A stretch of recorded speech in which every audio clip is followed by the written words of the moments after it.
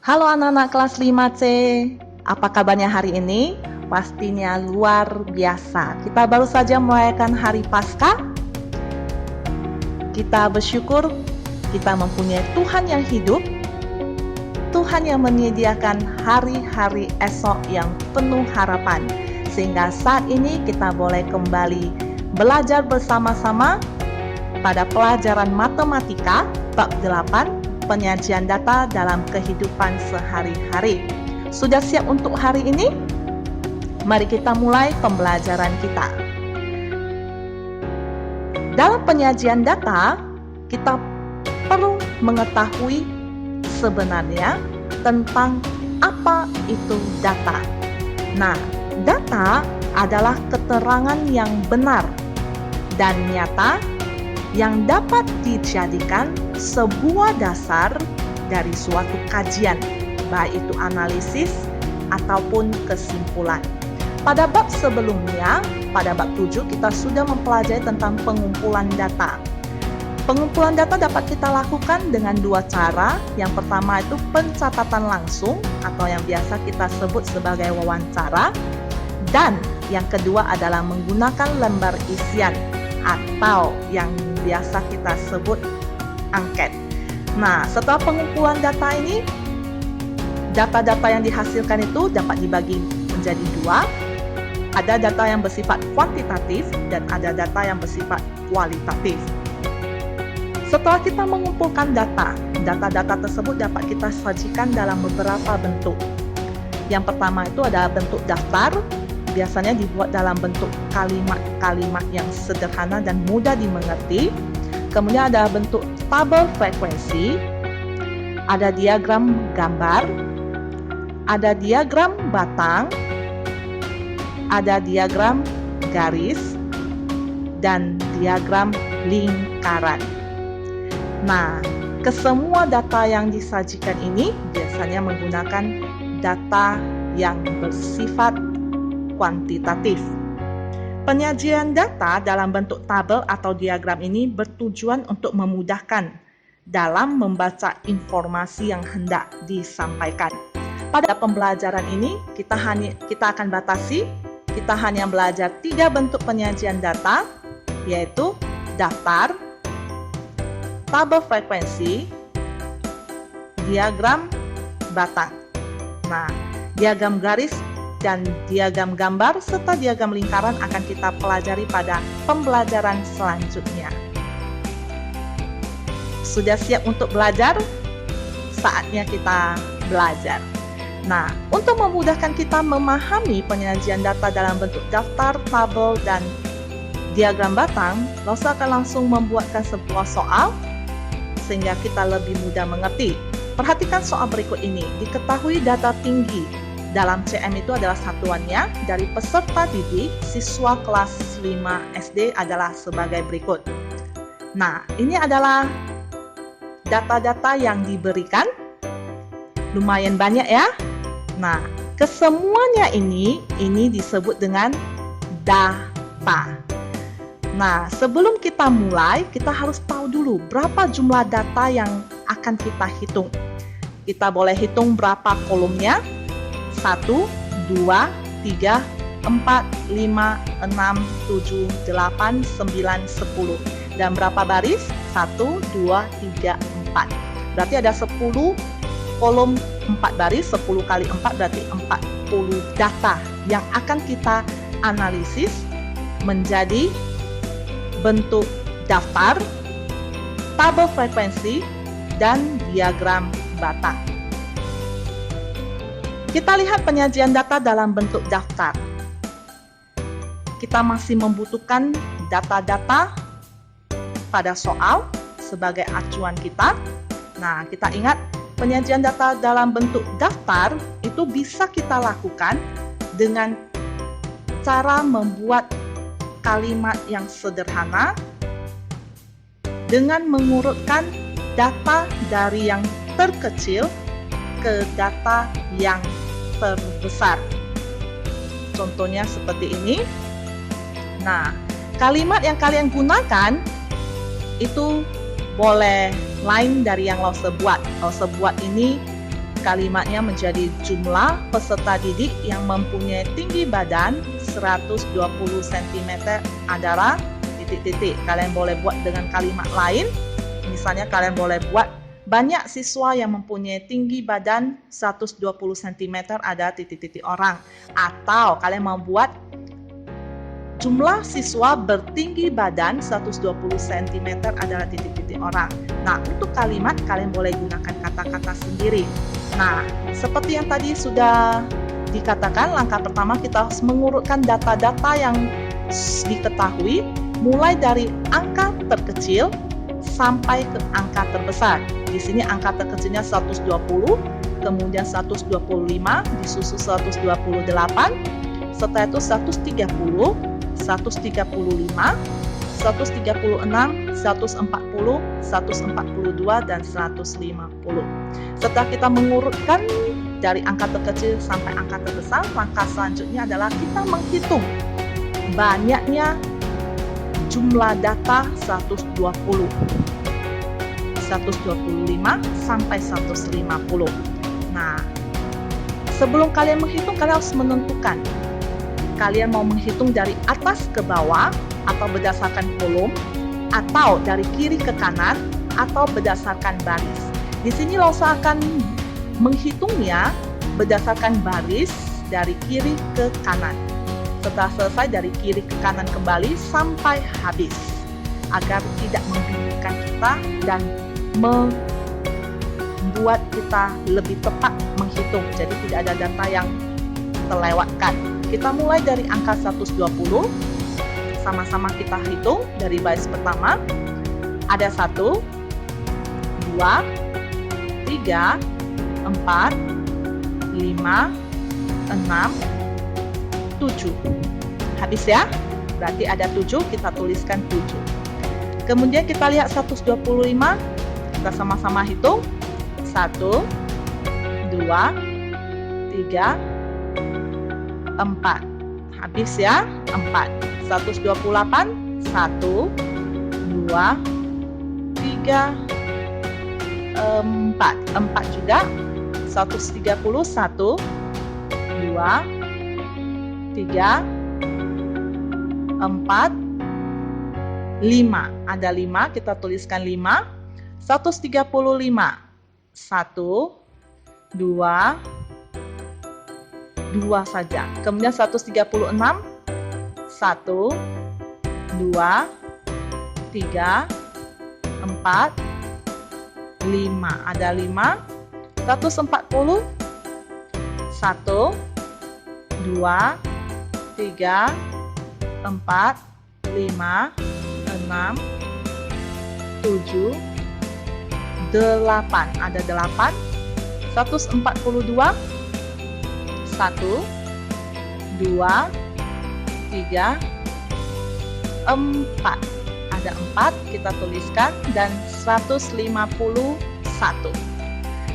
Nah, ini adalah penyajian data dalam bentuk daftar. Kita lanjut ke penyajian data dalam bentuk tabel frekuensi. Nah, untuk memudahkan kita menyelesaikan penyajian data dalam bentuk tabel frekuensi, kita masih membutuhkan data dalam bentuk daftar yang tadi kita sudah buat. Ini akan memudahkan kita untuk memasukkan ke dalam tabel. Nah, tabel frekuensi bentuknya seperti ini, terdiri dari 4 kolom. Kolom pertama itu adalah nomor, kolom kedua itu adalah tinggi badan, kolom ketiga adalah turus, dan kolom keempat adalah banyak siswa. Turus dan banyak siswa ini sebenarnya sama-sama menyatakan jumlah atau banyaknya data. Yang membedakan adalah turus menggunakan garis-garis lurus dan garis melintang, sedangkan banyak siswa menggunakan angka. Nah, setelah kita membuat tabelnya atau kotaknya, kita tinggal memindahkan data yang sudah kita buat dalam bentuk daftar tadi ke dalam kotak. 120 pasangannya adalah 7, kita buat dalam bentuk garis lurus untuk turus, dan 7 angka untuk banyaknya siswa. Kita masukkan sampai ke angka yang paling besar, yaitu 150, turusnya 1 dan angkanya 1.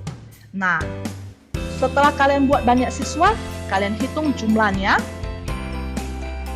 Kalau kalian mendapatkan angka 40, sama seperti hitungan banyaknya data di awal soal tadi, hasilnya sama, berarti jawaban kalian benar. Nah, jika ada pertanyaan, apakah turus itu harus selalu dibuat? Tentu saja tidak. Ada sebagian yang tidak membuat tabel frekuensi itu tidak ada turusnya, juga tidak ada masalah. Jika kalian membuang turusnya, maka bentuk tabel kalian akan menjadi seperti ini. Ini adalah penyajian data dalam bentuk tabel frekuensi. Nah, kita masuk ke dalam penyajian data berikutnya, yaitu dalam bentuk diagram batang. Sebelum kita masuk penyelesaian soalnya, kita harus mengenal dulu jenis-jenis diagram batang. Berdasarkan bentuknya, ada dua diagram batang. Yang pertama diagram batang tegak, yang kedua diagram batang mendatar. Berdasarkan jenisnya, ada yang disebut sebagai diagram batang majemuk dan ada yang disebut sebagai diagram batang tunggal. Nah, pada kelas 5 ini kita hanya mempelajari dua jenis diagram batang. Yang pertama adalah diagram batang tegak, yang kedua adalah diagram batang tunggal. Kita masuk ke soal yang tadi kembali.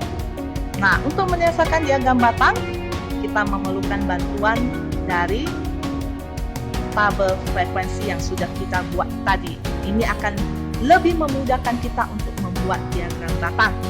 Nah, untuk menyajikan data dalam bentuk diagram batang, langkah-langkah yang harus dilakukan yaitu yang pertama membuat sumbu mendatar dan sumbu tegak.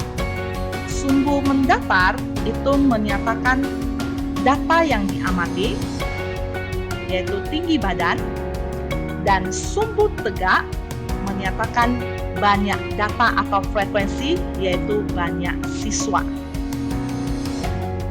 Langkah selanjutnya yaitu kalian membuat gambar menyerupai batang yang menghubungkan data antara sumbu mendatar dan sumbu tegak. Ingat, batang-batang yang dibuat terpisah. Seperti pada soal nomor 1, 120 itu terhubung dengan angka 7 di sumbu tegaknya. Kalian harus menghubungkan dengan pensil terlebih dahulu, setelah itu baru kalian bangun batangnya. Nah, gunakan penggaris biar hasil kalian lebih rapi. Setelah kalian buat batangnya, kalian boleh mewarnainya dengan krayon, atau jika tidak ada cat warna, kalian boleh pakai arsiran. Itu untuk mempermudah melihat batang yang sudah kita buat dan memperindah hasilnya. Nah, kita selesaikan dari tinggi badan 120 sampai 150 yang paling akhir, dan hasilnya akan seperti ini. Nah, di sini nggak usah pakai arsiran. Jadi kalau kalian mau pakai cat warna juga boleh. 120 di 7 sampai yang terakhir 150 di angka 1. Nah, tanda-tanda penghubung ini harus dihapus lose. Jika kalian ingin menghapusnya boleh, jika kalian tidak ingin menghapusnya juga boleh. Ini hanya untuk memudahkan kita melihat ketepatan penghubung yang kita buat antara sumbu tegak dengan sumbu mendatar. Tetapi jika kalian sudah membuatnya di kertas yang bergaris, baik bergaris lurus maupun kotak-kotak, kalian tidak mau menuliskan tanda titik penghubungnya, itu juga tidak masalah, hasilnya akan seperti ini. Nah, ini adalah penyajian data dalam bentuk diagram batang. Sudah mulai paham? Nah, kita sudah belajar tentang penyajian data dalam bentuk daftar, tabel frekuensi, dan diagram batang. Jika kalian sudah menguasainya, kalian sudah memahaminya, Lause yakin kalian pasti sudah bisa membaca data dari diagram batang. Yuk, sekarang Lause ajak kalian untuk belajar membaca data dari diagram batang. Perhatikan diagram batang berikut ini. Diagram ini adalah tentang panen padi. Nah, sumber mendatarnya itu adalah data yang diamati, yaitu bulannya, setiap bulannya. Dan sumbu tegak itu adalah banyaknya data atau banyaknya hasil panen per bulan dalam satuan ton. Nah, kita lihat ya, kita coba membacanya sama-sama.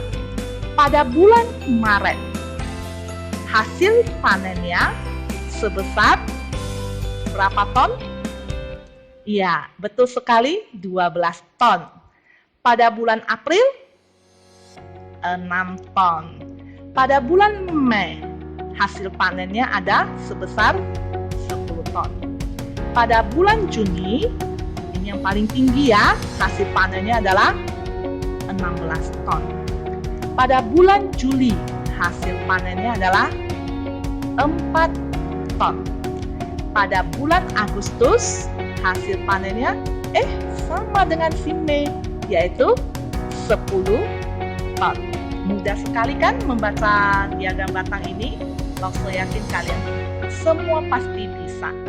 Nah, jika kalian sudah bisa membaca diagram batang, kita bisa dengan mudah mengetahui beberapa soal seperti ini. Misalnya, hasil panen paling banyak terjadi pada bulan Juni. Nanti kalian langsung lihat ke Juni.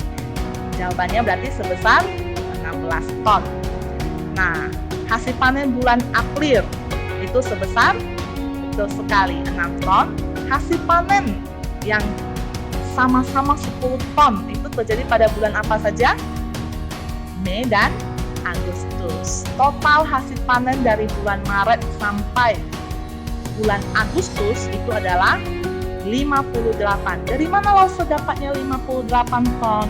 Itu adalah penjumlahan dari semua hasil panennya, yaitu 12 ditambah 6 ditambah 10 ditambah 16 ditambah 4 ditambah 10, hasilnya 58.